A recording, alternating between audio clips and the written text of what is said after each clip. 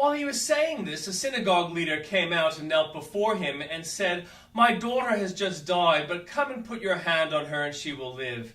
Jesus got up and went with him, and so did his disciples. Just then a woman who had been subject to bleeding for 12 years came up behind him and touched the edge of his cloak. She said to herself, "If only I touch his cloak, I'll be healed." Jesus turned and saw her. "Take heart, daughter," he said, "your faith has healed you." And the woman was healed at that moment. When Jesus entered the synagogue's leader's house and saw the noisy crowd and people playing pipes, he said, "Go away, the girl is not dead but asleep." But they laughed at him. After the crowd had been put outside, he went in and took the girl by the hand, and she got up. News of this spread throughout all that region.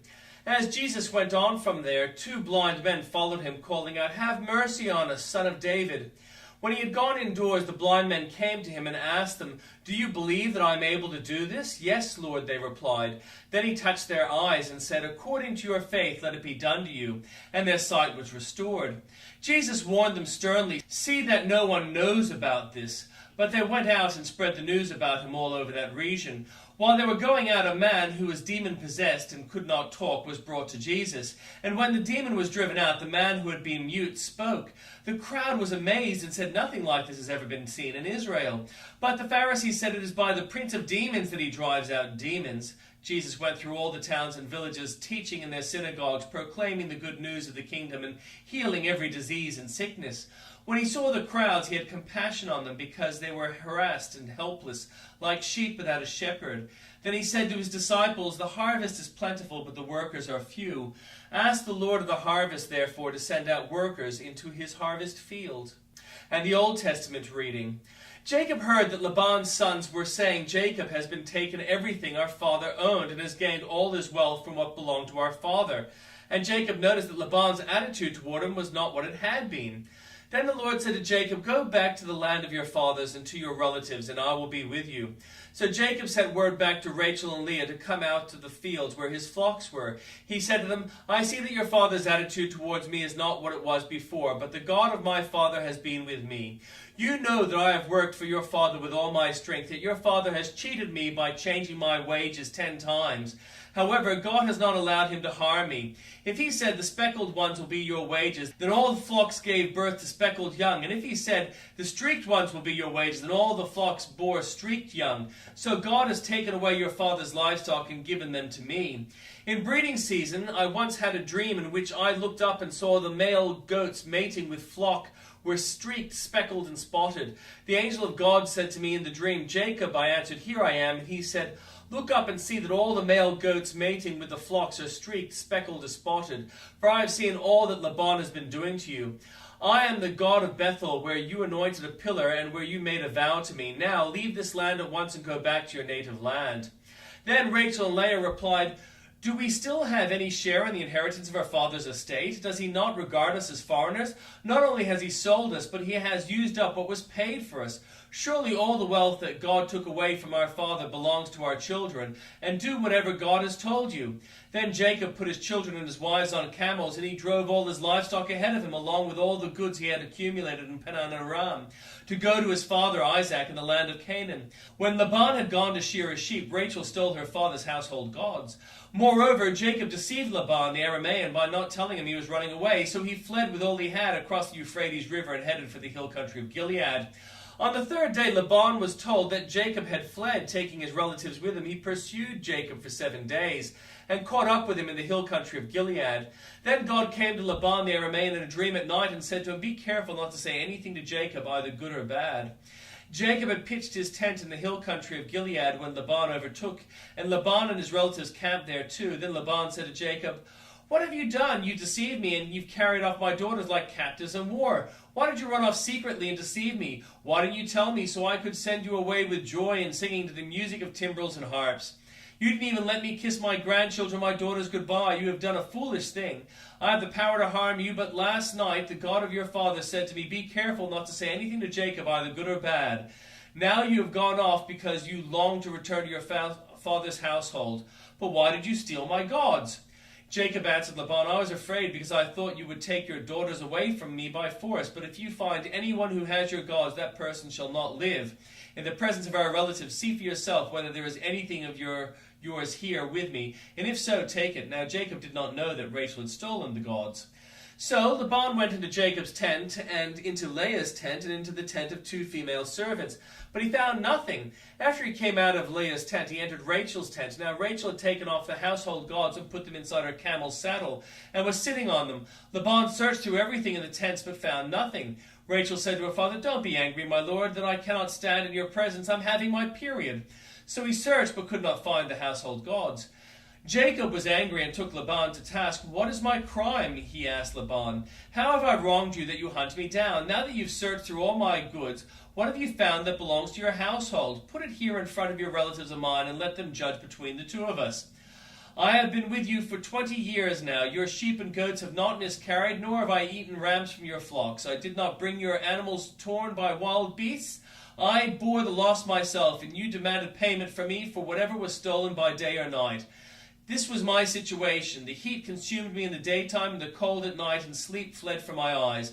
It was like this for 26 years I was in your household. I worked for you 14 years for your 2 daughters, and 6 years for your flocks, and you changed my wages 10 times. If the God of my father, the God of Abraham, and the fear of Isaac had not been with me, you would surely have sent me away empty-handed. But God has seen my hardship and the toil of my hands, and last night he rebuked you." Laban answered Jacob, "The women are my daughters, the children are my children, and the flocks are my flocks. All you see is mine, yet what can I do today about these daughters of mine, or about the children they have borne?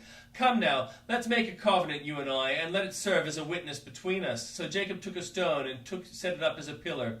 He said to his relatives, "Gather some stones." So they took stones and piled them in a heap, and they ate there by the heap. Laban called it Jegar Saduta, and Jacob called it Gilead.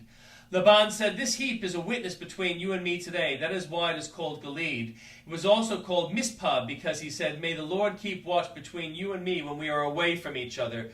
If you mistreat my daughters, or if you take my wives beside my daughters, even though no one is with us, remember that God is a witness between you and me.'" Laban also said to Jacob, "Here is a heap, and there is a pillar I have set up between you and me. This heap is a witness, and this pillar is a witness, that I will not go past this heap to your side to harm you, that you will not go past this heap and pillar to my side to harm me. May the God of Abraham, the God of Nahor, and the God of their father judge between us." So Jacob took an oath in the name of the fear of his father Isaac. He offered a sacrifice there in the hill country and invited his relatives to a meal. After they had eaten, they spent the night there. Early the next morning, Laban kissed his grandchildren and his daughters and blessed them. Then he left and returned home. Jacob also went on his way, and the angels of God met him. When Jacob saw them, he said, "This is the camp of God." So he named that place Mahanaim. Jacob sent messengers ahead of him to his brother Esau in the land of Seir, the country of Edom. He instructed them, "This is what you are to say to my lord Esau. Your servant Jacob says, I have been staying with Laban and have remained there until now. I have cattle and donkeys, sheep and goats, male and female servants. Now I am sending this message to my lord, that I may find favor in your eyes." When the messengers returned Jacob, they said, "We went to your brother Esau, and now he is coming to meet you, and 400 men are with him."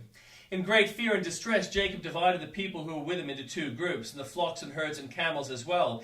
He thought, if Esau comes and attacks one group, the group that is left may escape. Then Jacob prayed, "O God of my father Abraham, God of my father Isaac, Lord, you who said to me, 'Go back to your country and your relatives, I will make you prosper.' I am unworthy of all the kindness and faithfulness you have shown your servant. I had only my staff when I crossed this Jordan, but now I have become 2 camps. So save me, I pray, from the hand of my brother Esau. For I am afraid he will come and attack me, and also the mothers with their children. But you said, 'I will surely make you prosper, and will make your descendants like the sands of the sea, which cannot be counted.'" He spent the night there, and from that which he had with him he selected a gift for his brother Esau, 200 female goats and 20 male goats, 200 ewes and 20 rams, 30 female camels with their young, 40 cows and 10 bulls, and 20 female donkeys and 10 male donkeys.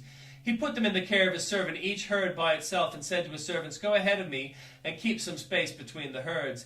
He instructed the one in the lead, "When my brother Esau meets you and asks, 'Who do you belong to? Who are you going? And who owns all those animals in front of you?' then you are to say, 'They belong to your servant Jacob. They are a gift sent to my lord Esau, and he is coming behind us.'"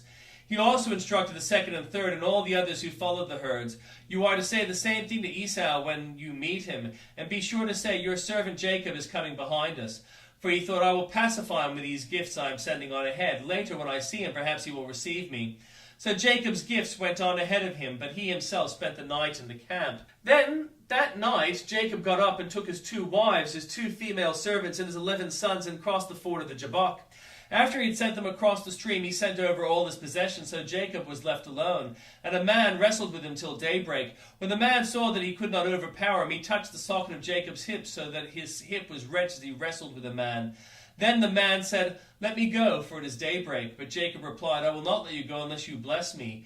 The man asked him, "What is your name?" "Jacob," he answered. Then the man said, "Your name will no longer be Jacob, but Israel, because you have struggled with God and with humans and have overcome." Jacob said, "Please tell me your name." But he replied, "Why do you ask my name?" Then he blessed him there. So Jacob called the place Peniel, saying, "It is because I saw God face to face, and yet my life was spared." The sun rose above him as he passed Peniel, and he was limping because of his hip. Therefore, to this day, the Israelites do not eat the tendon attached to the socket of the hip, because the socket of Jacob's hip was touched near the tendon.